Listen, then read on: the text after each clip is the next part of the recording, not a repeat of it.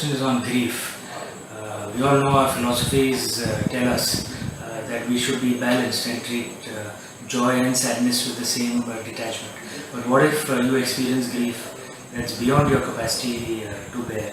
What if you lose someone who you truly admire? How do you handle grief? Let us understand this. This is not to belittle anybody's loss, but I want you to understand this, that grief is always about loss. Loss means that we lost something. It is not about somebody's death.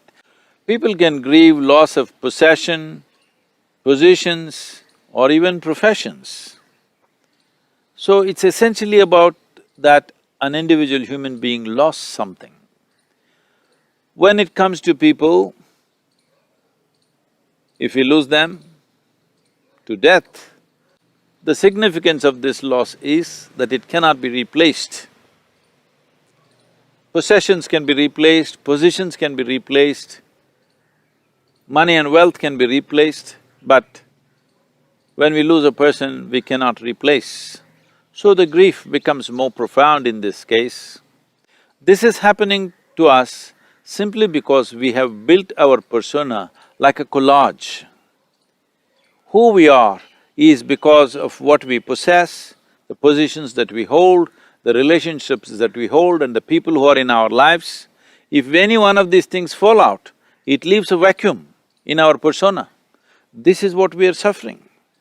So it's very important that our relationships come from the basis of our fullness, not as an instrument to fill our life with a relationship.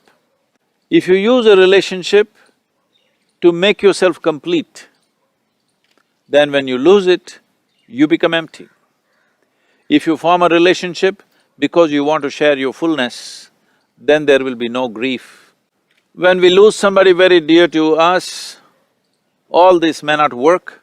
This looks like trivializing one's loss. So this must be cultivated throughout our life, that who we are is not determined by what we have in our lives.